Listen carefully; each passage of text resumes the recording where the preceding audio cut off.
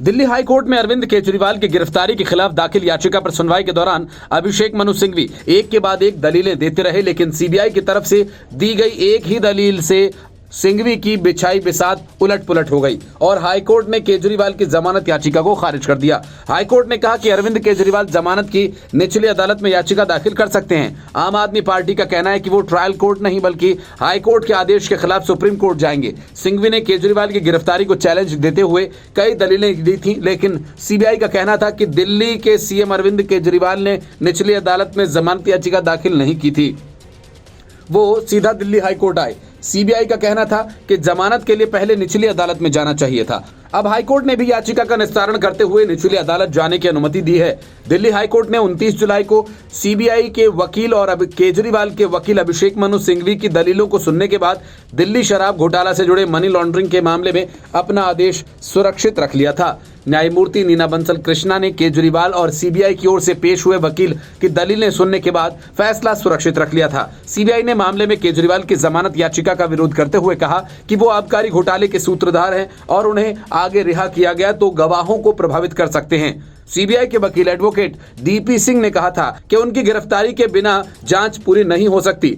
1 महीने के भीतर हमने आरोप पत्र दाखिल कर दिया है। इसके पहले दिन सीबीआई ने केजरीवाल और विधायक दुर्गेश पाठक समेत 5 अन्य के खिलाफ निचली अदालत में अपना अंतिम आरोप पत्र दाखिल किया। केजरीवाल की ओर से पेश हुए वरिष्ठ अधिवक्ता अभिषेक मनु सिंघवी ने दलील दी कि गिरफ्तारी एक इंश्योरेंस एजेंट था ताकि यह सुनिश्चित किया जा सके कि वो जेल से बाहर ना आए। उन्होंने इस बात पर जोर दिया कि केजरीवाल के खिलाफ कोई प्रत्यक्ष सबूत नहीं है और जांच एजेंसी ने उन्हें अनुमान और परिकल्पना के आधार पर गिरफ्तार किया।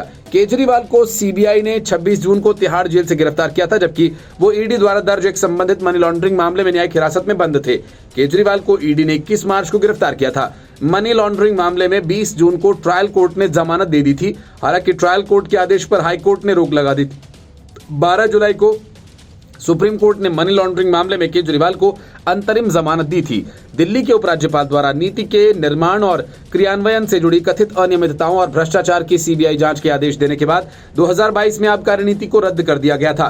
सीबीआई और ईडी के अनुसार आबकारी नीति को संशोधित करते समय अनियमितताएं की गई और लाइसेंस धारकों को अनुचित लाभ पहुंचाया गया और उनके बदले में 100 करोड़ की रिश्वत ली गई, जिसका इस्तेमाल गोवा के चुनाव में किया गया। बांग्लादेश धीरे धीरे विकास की राह पर जा रहा था। शेख हसीना का सरकार पर इन्वेस्टर्स पर भरोसा बढ़ने लगा था। बांग्लादेश मध्य इकोनॉमी वाला देश बनने लगा था, लेकिन पाकिस्तान की बुरी नजर और चाइना के साथ दोस्ती भारी पड़ गई। चीन नहीं चाहता कि उसके आसपास के मुल्क अपने कदमों पर खड़े हों, बल्कि उसके कर्ज में डूबे रहें। शायद ड्रैगन की इस चाल को शेख हसीना नहीं समझ पाई। देश में हिंसा भड़का सैकड़ों लोगों ने अपनी जान गंवाई और हसीना को देश छोड़कर भाग जाना पड़ा। देश के संसद और पीएम आवास पर प्रदर्शनकारियों का कब्जा हो गया। बांग्लादेश में नाटकीय तौर पर बदली परिस्थिति के पीछे खुफिया प्रतिष्ठान पाकिस्तान की एजेंसी आईएसआई और चाइना का हाथ माना जा रहा है। जमात इस्लामी बांग्लादेश के स्टूडेंट विंग इस्लामी छात्र शिविर यानी ICS ने इन दोनों देशों की मदद से आंदोलन को हिंसक बनाने में अहम भूमिका निभाई।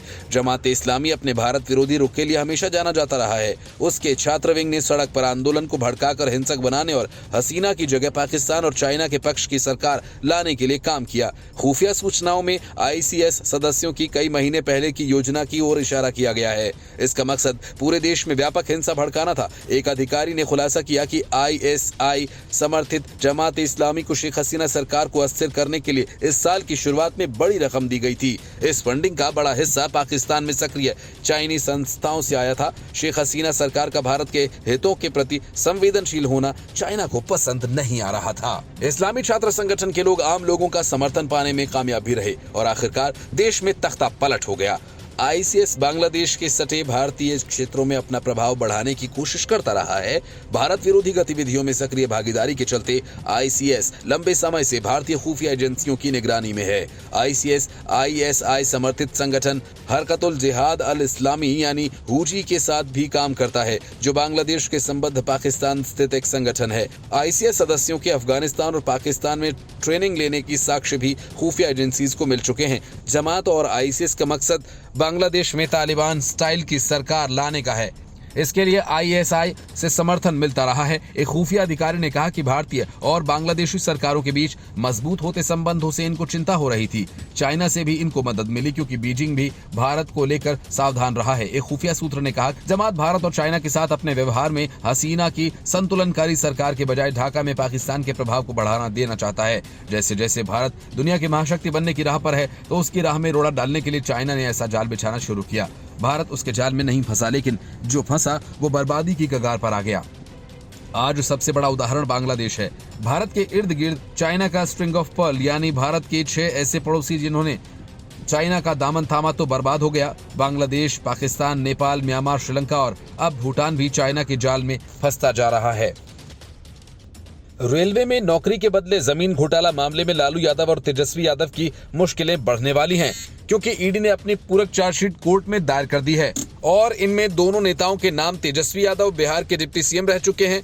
मनी लॉन्ड्रिंग के एंगल से ईडी इस मामले में जांच कर रही है।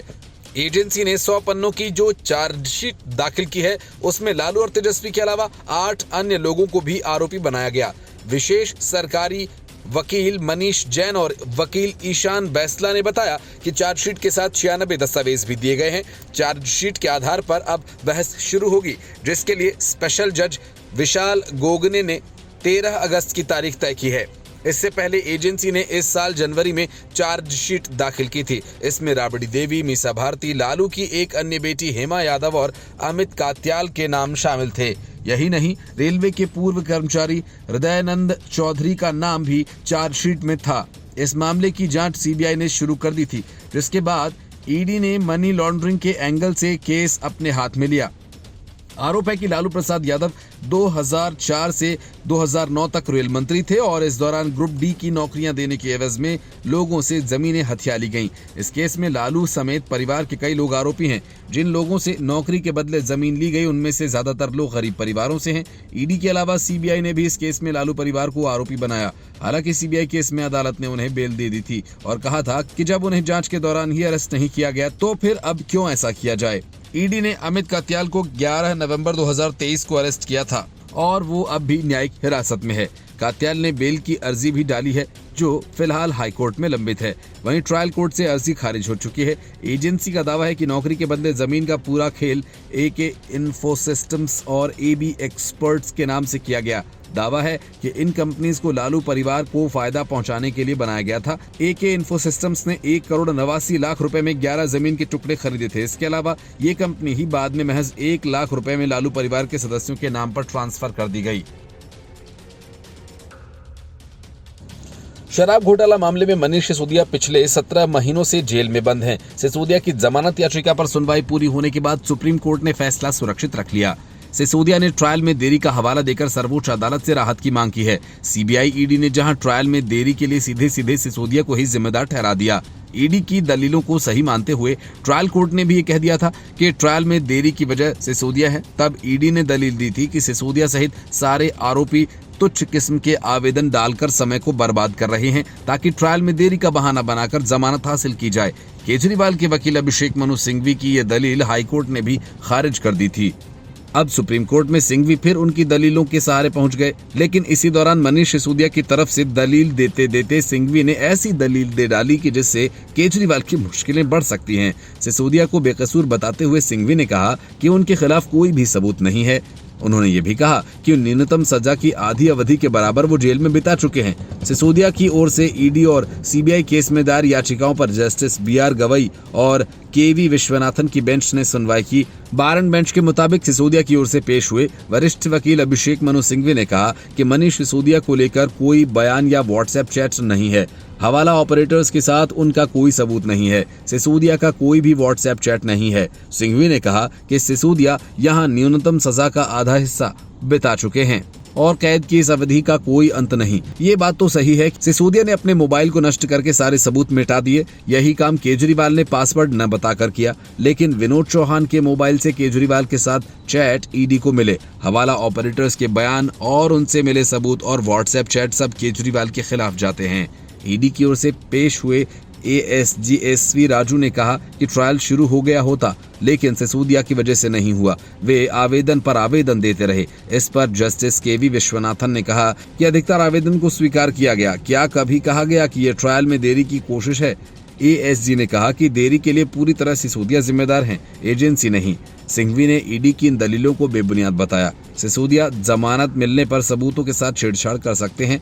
उन्होंने कहा कि सिसोदिया 17 महीने से जेल में बंद हैं और सभी गवाहों के बयान दर्ज किए जा चुके हैं। सिंघवी ने कहा कि यदि सिसोदिया छींकते भी हैं तो ईडी कोर्ट जाएगी। इस तरह की निगरानी में वे किस तरह सबूतों से छेड़छाड़ कर सकते हैं? इस पर ASG ने ही कहा कि वो पहले ही फोन रिकॉर्ड्स आदि को नष्ट कर चुके हैं। CBI ने कथित शराब घोटाला मामले में संलिप्त बताते हुए सिसोदिया को 26 फरवरी 2023 को गिरफ्तार किया था। ईडी ने उन्हें 9 मार्च 2023 को CBI की प्राथमिकी से मनी लॉन्ड्रिंग मामले में गिरफ्तार किया था। वे तब से ही जेल में बंद हैं। सिसोदिया ने 28 फरवरी 2023 को दिल्ली मंत्रिमंडल से इस्तीफा दे दिया था। गिरफ्तारी से पहले सिसोदिया दिल्ली सरकार में सबसे ताकतवर मंत्री थे। बांग्लादेश के एक दिन पहले तक प्रधानमंत्री शेख हसीना के दिन ऐसे बदले कि आज वो शरण लेने के लिए मजबूर हो गईं। वो 5 अगस्त को PM पद से इस्तीफा देकर भारत आ गई थीं। फिलहाल यही हैं। शेख हसीना ब्रिटेन में शरण लेना चाह रही क्योंकि उनका बेटा और बहन ब्रिटेन में ही रहते हैं, लेकिन पाकिस्तान के भगोड़े शासकों को शरण देने वाले ब्रिटेन ने अपने दरवाजे शेख हसीना के लिए बंद कर दिए।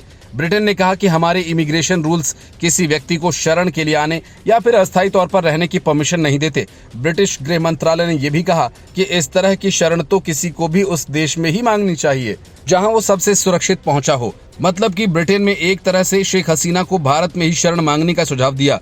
सर कीट स्टॉर्मर के नेतृत्व वाले ब्रिटेन से विकल्प खारिज होने की सूरत में शेख हसीना को अब किसी नए विकल्प पर विचार करना होगा। अब तक भारत सरकार की ओर से शेख हसीना के ठहरने पर कुछ कहा नहीं गया है, लेकिन बांग्लादेशी मीडिया का कहना है कि शेख हसीना अंतरिम ठहराव के लिए भारत पहुंची और वो यहां से किसी और देश जा सकती हैं, लेकिन अब तक वो हिंडन एयरबेस में ही ठहरी थी। कुछ वक्त पहले उन्हें दिल्ली में ही किसी सुरक्षित ठिकाने पर ले जाया गया। ब्रिटिश गृह मंत्रालय के प्रवक्ता ने कहा कि अंतर्राष्ट्रीय नियम कहते हैं कि यदि किसी को संरक्षण चाहिए तो जिस भी देश में वो सबसे पहले पहुंचे वहीं उसे शरण मांगनी चाहिए। अब तक ये भी साफ नहीं किया गया कि शेख हसीना ने ब्रिटेन से शरण मांगी है अथवा नहीं। 76 साल की शेख हसीना को हिंसक प्रदर्शनों के चलते सोमवार को देश छोड़ना पड़ा था और उसके ठीक पहले इस्तीफा उन्होंने दिया था। नौकरियों में कोटे के विरोध में वहां ऐसा आंदोलन हुआ कि 300 से ज्यादा लोग अब तक मारे जा चुके हैं। यही नहीं, शेख हसीना के निकलने के बाद भी देश में हिंसा का दौर जारी है और करीब 100 लोग फिर मारे जा चुके हैं। कहा जा रहा है कि हसीना को निकलने के लिए सेना से 45 मिनट मिले थे। यदि शेख हसीना को ब्रिटेन में शरण नहीं मिलती है तो उन्हें किसी और देश का रुख करना होगा और इसके अलावा अब तक भारत में ही रहना होगा। सूत्रों का कहना है कि भारतीय एजेंसियां भी चाहती हैं कि शेख हसीना यहां ज्यादा दिन न रहें। ऐसा इसलिए क्योंकि उनके यहां ठहरने से बांग्लादेश में भारत के खिलाफ माहौल बन सकता है।